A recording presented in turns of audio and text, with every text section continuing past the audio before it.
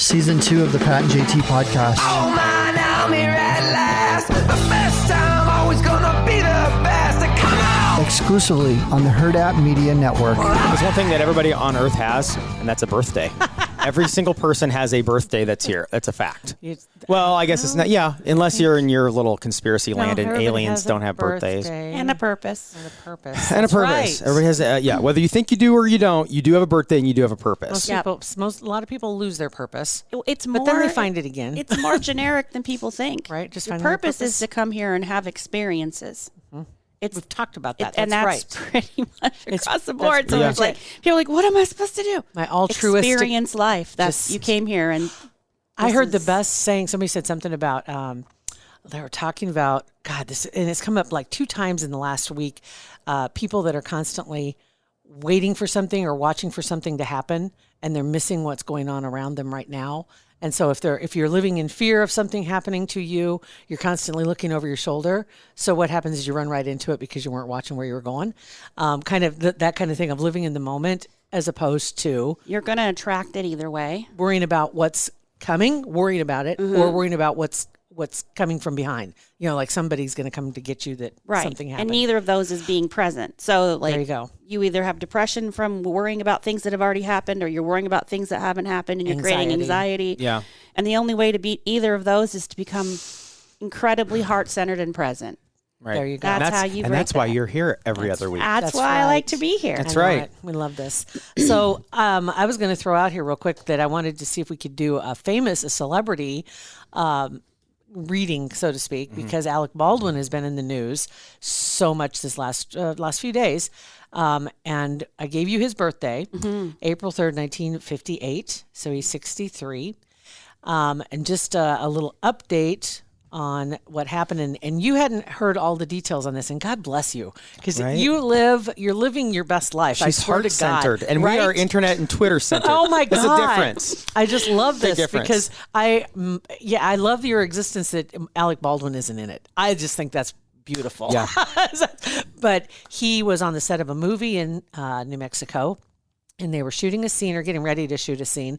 This is the latest information, is that it called for a point of view angle of him shooting the gun at the camera. That's what he's saying now. That's what we were doing. That's why I shot straight at the camera, because everybody was saying, why are you aiming at the camera when there's people? And like they always say with a gun, if you're going to shoot at something, realize what's beyond it. Because if you miss, what are you going to hit? Right. Yeah. Right? What's behind it? And he faked the shot, or he acted the shot, but he pulled the trigger, and there was a live round in the quote prop gun, which there are. The only reason they're called a prop gun is because they're used as a prop on the set. Right. It's right. It's not a toy. It's not prop doesn't equal fake. Right. Prop just means something you're using in a scene. Right. Yeah. So the cinematographer died. The director got hit, and now there's all kinds of conspiracy theories that are out there too about other things involved in this with the people that are on the set. But the bottom line is, he didn't check the gun before he fired it. And like you said earlier, somebody had yelled, the assistant director had yelled, "Cold gun." Okay, so Kirstie Alley posted something yesterday. She's been in a ton of movies, right? And she said, no assistant director yells "cold gun." The armorer, who in this case was a 24-year-old, and it's like her second movie being in that position, but her dad, well-known armorer for many movies. Because nepotism. Right. Well, and so he'd been doing it for years. And she was worried that she was put in the position of being the lead in this case, because she wasn't sure if she was quite ready, but everybody around her thought she was. And so she was put in that position. But she said the armorer or the prop person is supposed to personally show you the gun so you can see with your own eyes that it is empty. Then she says, I would dry fire it into the ground. I have never been handed a gun by an assistant director, and I've been handed hundreds of guns on set. And I've never heard the phrase "cold gun" in 40 years. That's interesting.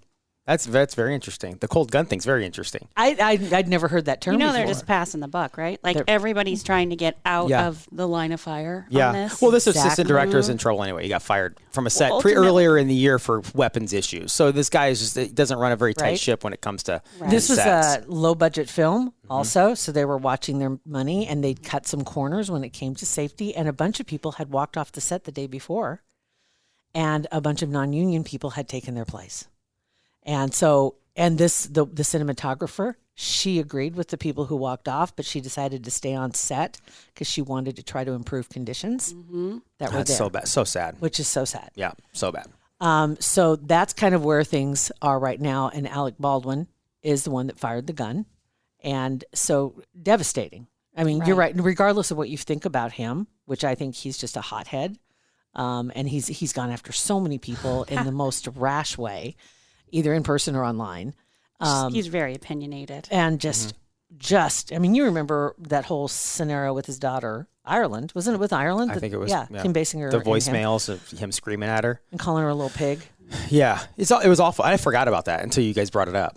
Yeah, he's just a hothead. And then when you throw daggers at people, specifically about accidental shootings, then this happens. It's like, man, you got to really reevaluate the way you are living your life, and you got to take care of your own stuff and not throw stuff at other people because you never know what's going to happen. And ironically, the same thing he was saying about other people is exactly what happened to him. What happened to you him? never want to see that happen. You kind of want not shooting, but you kind of want when somebody says something to you and points this issue out to you, and then it happens to them. You kind of want to look at them and go, huh, how does it feel? I mean, obviously this is a little more serious than that, but it's the same concept. It's like he had posted, even had said something about Liz Cheney sounding so much like her dad, and wondered if she'd shot her best friend in the face lately. Do you remember do the you see Cheney how this is accident? all like coming full circle? Like Yeah. he's here for an experience and he's getting it. He's getting it. So Because he's going in hot and he's coming back So hot. do situations like this that happen to someone like that, can it change who they are and how they live the rest of their life? Yes, it can be what they call a significant emotional event. And we were kind of talking about that a little bit before about how some people aren't compassionate until they have their own children, and then they suddenly realize how important it is to be kind. right. You gave a great example. Right. Simon Cowell. And right before you came in this morning, we were talking about a topic that I wanted to talk about, and this leads right into it. That's crazy. Mercy and compassion, and like how when we slip into our judgment, like we do this every day. Everyone gets in their car and they're like, mad at the person in the What's car. wrong with you? Oh, that cut me off, and oh, you're speeding, and oh, you're riding my butt, and and you didn't use your blinker, and like all these things, right? But like it leads into, how do we have a better feeling thought about these things? Well, it really comes from that compassionate place and that place of mercy, where if you paused every time you started to get agitated with somebody that you don't even know and you don't have any control over, and you just said, you know what? Everybody is doing the best they can. And if you keep that mindset and you look at no matter what's going on, I don't know what's going on in that person's life. I don't know why they're rushing. Maybe they're rushing to a hospital. Maybe they're going to lose their job. Maybe, you don't know why. It doesn't matter why. Maybe they have a sick kid in the car. Maybe their dog got hit and they're you rushing just to don't the know. vet. Like, we just don't know. Maybe they are just having Maybe a they are bad just day. It very well could be. And maybe they are just aggressive. Maybe they are Alec Baldwin. But why are they? And it's like, Right? you can't fix that in No. your car. Right. You can have, but can you sure can have try. compassion because haven't we all felt that way before? Haven't we all been jerks before? Haven't we all driven like that? Yes, we have. Everyone has. I intentionally now take a different way to work because it is less crowded. Yeah. And it's through a neighborhood, right? But it lets me just kind of like decompress instead of trying to get on the interstate. Right. And trying to merge and then trying to get over for my exit, and all these anxiety laden moves. And so it takes a little bit longer, but it's just so much more calming. So you took control over what you have power over. You said, I gotta am stop so doing- agitated driving this way. I'm going to take a different way Yes. so that I don't feel that way. Yes. Right? So that's taking power, right? That's right. What do you have control over? Only you. Me. So, That's it. and the other thing about this, changing your perspective to accepting that everyone is doing the best they can. If that's the best they can do, then okay, you can't do anything about God it. bless 'em. Accept it. And that's my point is Right. that if somebody is driving like that, do they really need you to add the energy of agitation, irritation, and anger towards them, that energy you're putting out into the world? What if you just said, wow, that person is driving like a maniac. They probably need prayers or well wishes that they get where they're going safely and that they don't hurt anybody else, right? So That's true. a far more better feeling thought. And it I does. mean, just it think about that. decompresses When you think about that, doesn't that just change your entire energy shifts when you think, you know what, everybody is doing the best they can. And when you are able to do that and you see that and recognize in others, you can do it for yourself. And you can go, you know what, I'm having a really bad day, but in all honesty, it's the best I can do today. And then be gentle with yourself. It's a two-way street. Like what you feel about yourself, if you can be compassionate and have mercy for yourself on a rough day, and you can transfer that to the world around you, you have just changed the world around you. It's true. I mean, you think about that's probably one of the biggest things you can do is that self-talk. Because nobody can drive you down into the ground faster than you can yourself. You know what I mean? And you do it to yourself by repeatedly thinking.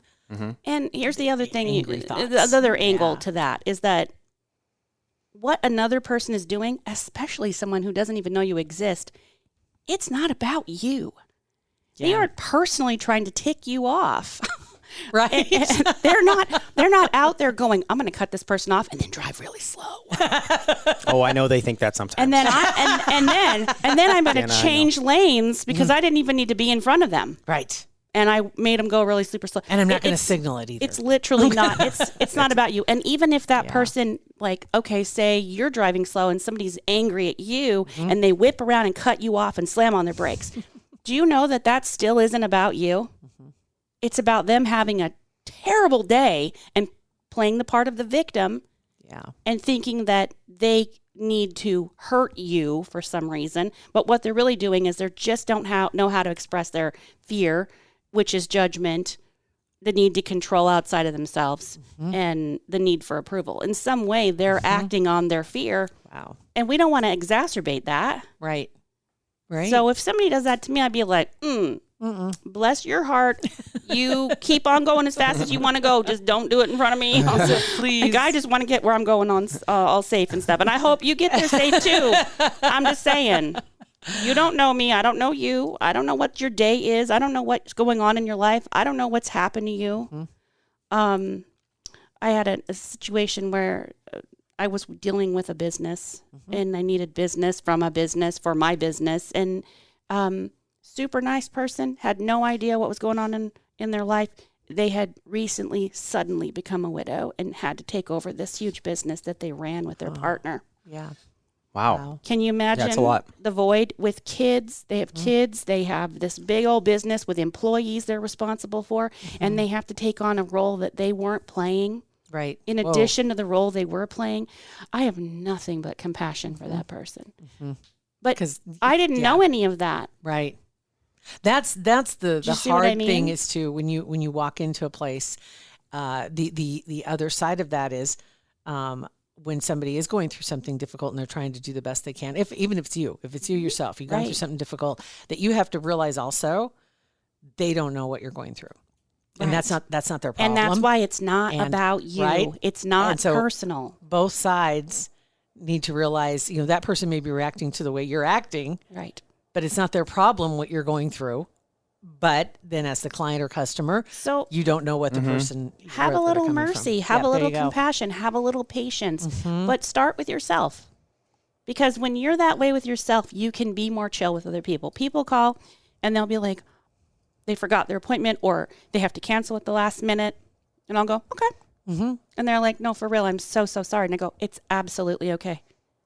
Because I 100% believe that everyone is doing their best and that everything is in divine timing for me. Right. And if that person's That's- not supposed to be there, Yes. that's not the right time for me to talk to them anyway.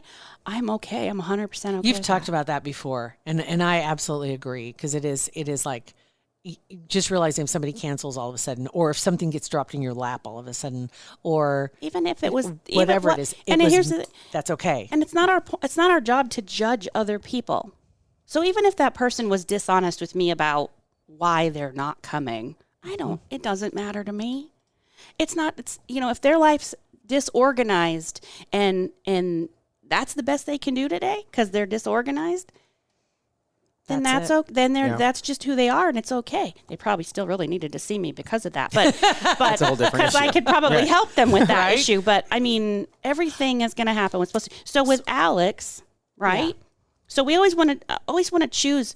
Who doesn't want to choose a better feeling thought? Yeah. So when I go back to this, who doesn't want to feel better every day in their thoughts? Do you want to be angry and agitated when you pull up to where you're going and you have something important to do and you're all ticked off because it's something you had Yeah. choose a better feeling thought. Everybody's doing the best they can. On the days that you or I are late for our podcast or whatever, it's fine. It's okay. Everything is exactly in perfect timing. If we force things, they go more wrong. True. They go more wrong. Without a doubt. The more- Square peg, round hole. I mean, Somebody- it's just like you're trying to force Yep. it in and just like you're going to make it happen. So someone told me once when I was younger, when I was in my early 20s, be quick, but not in a hurry. And that really stuck with me my whole life. And I thought, I'm making more mistakes in a hurry. I'm spilling things. I'm forgetting things. If I was just like, okay, accept the moment that this is not going down the way I think it's going to go down. And just, okay, how can I be present? That's How usually can I when- be present? Again, coming back to being present, right? Yep. Because that's when your zipper breaks. That's when you More stuff. That's when you drop trip on something everything, and right? you spill coffee. Yep. Yeah, 100%. Yeah, because you're frustrated and you just then it starts really snowballing. And imagine if you're compassionate with yourself, you're going to give that energy off to whoever you're going to come in contact with next. And they're probably going to have more compassion for you because that's the mirror, right? There you go. So okay. So All right. better feeling thoughts. You get to decide how good you want to feel today. Even on your worst day, you did your best. Think about that. Even Always. on your worst day, you still did the best you could. And if you didn't, No, you did. did you? Imagine it. You couldn't have done better than you did. But then what if you really could have done better? Like, what if there are certain situations where I could have tried harder. I half-assed that. I didn't do this. Like That's an absolute lack of compassion for yourself. Well, but like if it's a fact, like if you're in a hurry, you're rushing through something, so like I'll just whatever. You chose differently As than they you say, could have, right? Right? As You they just say. chose differently. Well, he just phoned it in. Yeah.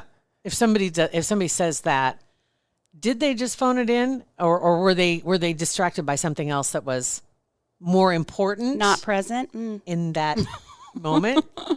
Yeah, or they were thinking about something that's coming up instead of focusing on what's here. Yeah. So so what you're saying is no matter I what hear somebody that. does or no matter how somebody's acting, it's the best they can on that day. Yeah. Even if Even they're if it's- acting irrational or whatever. Yeah. Because Wow. we don't know what's going on behind that. Okay. Right? I mean, I get where you're coming from Yeah. because you're an 8 and a 1. I 100% get where that leadership and that perfectionist and that executive energy what you just said is very an 8-1 energy. But I'm also okay with half-ass and stuff sometimes. You know what I mean? Like not like at work, but like I'm like you sometimes pick I'm like and choose. I just You're want the executive. You Yeah. decide where you want your energy. Right. So, but 100%. And Yeah. so I'm like, I'm knowing if somebody looks at me like, well, he's doing the best he can. Well, maybe I wasn't doing the best I could. Like, honestly, like if What are you comparing it to? Because that's judging. Well, it's not a judging. I don't know. It's hard to explain. It's hard to Right, explain. So like if it's, I don't know. I'll think about it. I'll think of because I can't think of an example right now because I'll think of something. Okay. Yeah, Okay. yeah. Yeah. Think of something and then we'll. Okay. So Alec Baldwin. okay. Sorry, Alec. God, I know that- there's that a lot piss of him off. brothers. I That don't would know. Piss him off. You know what? You know how much I would care? Because it's 100%. not personal. And he'd probably 100%. be upset I didn't know who he was. That's- Honestly, like you don't know who I am. Nope, I don't. That's you know, the truth. That's why you didn't know what was going on in his you'd world. be glad I don't Right? really know who you are because the things that I would know about you aren't great. There you go. They're All not right. your shiniest moments. So Alec, and you're right. Alec has 3 brothers. I think there's four boys in that family, right? a lot And they're of all- Alex, Steven, I don't know. Those are the Yeah. only 2 I've ever really Yeah. paid attention to, honestly, because Stephen was Barney in the Flintstone movie. Did you know Yeah. that they were born in Amityville, New York? I had Isn't no that idea. weird? Huh. That Just saying. I don't know. Sometimes people think he's possessed, so maybe. Yeah, so maybe that's kidding. That's kind of I'm brand. not kidding. So he is a 3 life path with a 3 birthday, which is the actor, literally the actor. Wow. He wears masks. He has a hard time knowing who he is. He has a 7 attitude. The 7 is the faith seeker. He just literally doesn't have a filter on his face hole. Wow. There you go. I mean, honestly, if we're honest, he just does not think before he speaks. He thinks a lot, but he does not filter what he says, because that 3 is incredibly passionate. And no matter what they are talking about, it is the most important thing in the world. And the 7 leans very heavily into their cynicisms when they're in their fear. And he is clearly somebody who lives in an angry state a lot of the time, at least what they show us in the public. He tends to lean very heavily into that. But he's probably a very polarized person. He can be the most generous, kind, compassionate. He can also be the most inconsiderate, cruel, and verbally abusive person as well. Right. He can be both. And here's the beauty. All of us have that. We can be on the spectrum, what we look like in our fear versus what we look like in our loving heart. That is a very different person. But the thing that's really important about this is that we see him, we don't dehumanize him. He is both. Because he's famous, we're only getting the parts that are sensationalized. We don't see the good parts of him. That is probably true, because everybody wonders how he got married to Hilaria, right? Because she's a yoga teacher, all that. Yeah. Sounds like his opposite. Right? His polarity. Yeah, She it's sounds like his zen. And you wonder, how did she even get into his path that she doesn't see what everybody else, quote unquote, sees, right? Right. But she's seeing a different side of him, Right. obviously, because they've had like 18 kids in the last. Yeah. Well, they clearly have chemistry. Yeah, right. There's clearly chemistry. Right. I mean, Exactly. he comes off very strong, right? But what is he? Why? You have What to is that? wonder. That's him Protecting something. reacting from Yeah. fear, right?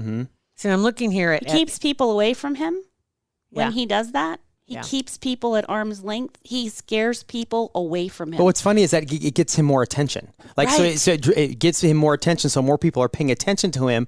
So he's trying to push people away, but it's really acting in the reverse. Do you not believe that he's also one of those that would tell the paparazzi, almost telegraph to the paparazzi where he's going, and then be pissed that they were there? Yes. That's the kind of thing that he would do. And we have, one of the half of the Hollywood Raw podcast is Adam Glenn, who's a paparazzi guy in New York, and he absolutely hates Alec Baldwin. He's like, he is the biggest jerk I've ever. He will go, if it's $1 million picture or video, he will go out of his way to not shoot it because he can't stand him, because he just the way he treats people and the way he treats Adam and the way he treats his colleagues and the press and all that stuff. Right. He can't stand Because him. he needs the press. His Right. need to be in the spotlight is strong, but his need to be left alone is equally strong. So for him, it's a double-edged sword for him. He wants that notoriety, but he also doesn't want to be bothered. He wants privacy, but he wants fame. If you guys want to see what there was, that riding in cars with comedians. Yes. With Jerry Seinfeld does a show, and he's good friends with Alec, and they Isn't that did an crazy? episode. The energy, I'm sure, was watch interesting. that episode Okay. and watch how they feed off of each other's negativity Yeah. and their cynicism. They're both very cynical. Watch how they feed off each other's cynicism and how dark it can get. Wow. So, Interesting. and Yeah. that's something about him that, he can get real dark real quick, and it's very difficult for him to come out of that. Right. It's hard to pull up out of that cynicism once he's in it. Yeah. It's interesting. His brothers, by the way, and I was just looking through there's 3 brothers and 2 sisters, but the sisters are not famous. But the brothers, you'll know all of them also. Daniel Yeah. is an actor, Daniel Baldwin, and he's like, He was in Backdraft. was he? That was what's that him? Yeah. And He's then less popular, right? I don't know him very. I think he's like the know. better looking of them. Is Right? What yeah. Oh. what I would go with that. The ladies say. that's what the ladies say. He was in Mulholland Falls way back. He was in Paparazzi. He was in Grey Gardens. That's a great movie. Just like a bunch of stuff like that. Then the other one is Bill He's the second youngest, and he's also Flatliners Backdraft. It's Bill. Oh, it's Bill. Okay. Bill was in Backdraft, but they've all have their share of fame. He's married to China Phillips. That's right. Wow. Right? And then the other one is Steven. He's the youngest, and he was born on the 4th of July, Biodome. What was it? The Usual Suspects. But he doesn't do as much, and I think he's more religious, right? And he's married, has 2 daughters. One of them is Justin Bieber's wife. Yeah, Haley Baldwin. That's right. Haley. So, I mean, it's an interesting mixture of the brothers because their paths are all so different from Alec's. Yeah.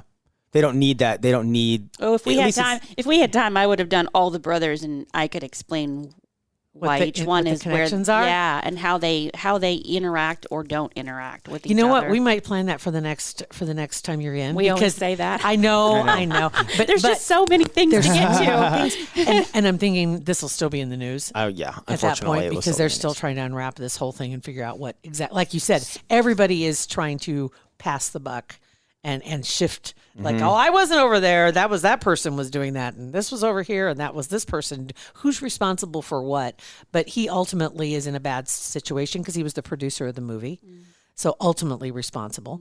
And like we said, there's going to be lawsuits up the wazoo because he's got investors that are going to be mad now that the movie isn't probably going to happen, and they were cutting corners, and they owe money on other things, and they've got to pay people, and it's going to be a bad deal. Yeah, and now they found out about the corners that they cut on safety.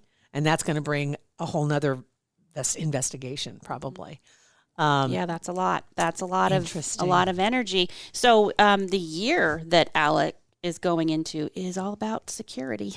Really? How ironic that this just happened, and we're already feeling the energy swap over. So energy doesn't stop and start. So it's not like January to December. It's always in motion. So I'm sure a lot of people will relate to something clicked right around the 1st of October, where it's like some dial clicked over and the energy just shifted. Well, that's the shift between the energy of 2021 rotating into the 2022 energy. So think of September as a 9. 9 is endings and closure. We're wrapping up 21, and we're moving in with a running start of October, November, December would be a 1, 2, 3, and then January is a 1. So we're kind of transitioning into that 2022, and I already felt it. Like I'm moving into my hermit year, which is my 7. That's what I want to ask you. Oh my goodness, I'm feeling that too because it's like I think a lot of people are exhausted from this last 18 months in particular. Right, I'm sure. Right, yes. but the last year it just seems like, holy crap! Can we just, I just want everything just to What's your month and day? 12/13. Yeah. It's just, that's kind of what it just feels like. So you're in the same year as Alec. So awesome. you're in your transition. So last year was about you being authentic. Yeah. Being honest about who you are, really just taking off any masks because it's exhausting. And now this is all about you becoming secure or insecure in what you've allowed yourself to start in this process of evolving you. And it really was, right? There was a lot of things got changed in the last year. A lot of things changed. 2021 was all about change and opportunity. So it was really, you had to be really adaptable and very flexible, or you were in a lot of suffering. Because in being in resistance to that year and all the things that were changing, you think about our politics, you think about all the things that have had to change and are still changing. The whole world stage. I mean, just, everything shifted. Our priorities, the entire world's priorities had to be adjusted. Personal priorities had to be adjusted. And that was influencing the whole world. So in addition to whatever your personal year is. So this world year that we're coming into in 2022 is a 6 energy. And that's all about family, responsibility, health. So you're going to see this stuff come up on the stage of the world. Our health is going to get spotlighted. It kind of already is. Think about the, to do or to not do the jab, right? Like we've got all of this stuff coming up, but it's ultimately about family and having to set boundaries with the family. right? Because we get taken advantage of. You have to set healthy boundaries. So you need to pay attention to the external forces, and those are the things that are going to be happening, and then also the internal forces and how you're treating yourself. Right. So the big picture is everyone's going to be feeling this 6 energy. Okay.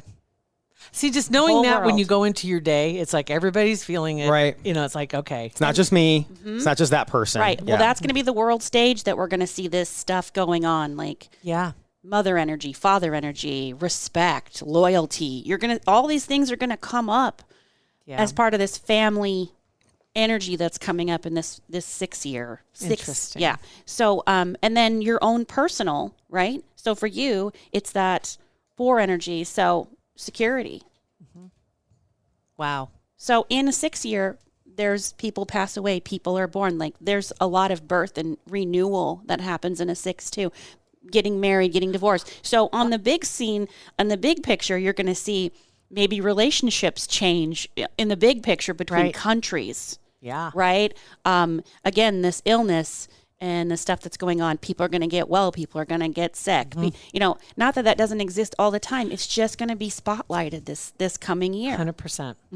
Without a doubt. And it's a matter of who's trying to take control of the situation. You know, some people are trying to, this is the only way we can survive this. Well, and what is this is the only way we can survive. But what is black and white thinking? Right. Fear. Black and white thinking is a trauma fear response trigger. Right. It's a trigger. You've got to be able to allow when you're afraid, possibility. You go, okay, it's this or that. You got to pick. It's this or that, and that's not true. Also, the prison of 2 ideas. That is not what you want to get caught up in. If you catch yourself doing that, I want you to pause and think about, feel the resistance in your body. Yeah. Because you will make yourself sick. That you can't possibly see how you can think this way. But you don't have to think like, if you're thinking this way, you don't have to think that way. Doesn't have to be an extreme. There's 10,000 different steps in between. Totally makes sense. The world is technicolored. Yeah. It's not black and white. It's technicolored. There are so many possibilities. It's not, there are not only one or the other. There's so many. Don't let somebody box you in. It's don't either box this or that. In. And don't box yourself in. But don't ever think, well, if you think this, then you can't think that. That's what that's judgment too. But that's you judgment. You put yourself in that place. Right. Look how many things we just talked about. Yeah. The need for approval, the need for control, and judgment. And what are those? The 3 markers for fear. There you go. You catch yourself doing anything for those as motivations, you're not coming from your most loving version. That's why we have her on. That is exactly. It all comes down. That is exactly why we have you come in. Yeah. Every time. So that being said, you will be back on what date? You know what date it is? It's the 4th Wednesday of each month. 4th Wednesday of the month. Hold on. We're trying to get this turned around so we can start doing this on Facebook Live. Yeah. That was what our intention was for this week, because we were hoping to be on Wednesdays and Fridays by now, but we're not. And we're and you know what? And guess and be okay with it. Because we're doing the best we can. And there's obviously a reason that you're not supposed to be doing it, or it would have happened. Right. So 100% right. Sit in a place of acceptance and go, when this resolves, it's going to resolve in perfect timing. Yep. And then take your hands off of it and just keep working towards your goals. All right. So I'm looking at November 24th. That's right before Thanksgiving. Whoa. The day before. I still can't believe that. And then the couple days after that is Christmas decorations out of the closet time. Think about, people already got that stuff. Yeah. Oh, yeah. Yeah. Without Halloween's not even gone yet, and they're already like, Christmas. Oh, all over the place. Yeah. Every store, everything. It's ready to roll. They're just so doing the we best can they just talk about how all kinds of ways to be thankful and tools and tips when you're with your close family, right? Oh. Ooh, that's a good one. Okay, let's do that. Yeah. That especially this year. Yeah. And the 3 things not to bring up at Thanksgiving dinner. Because we're moving into that 6 energy, right? Yeah. Exactly right.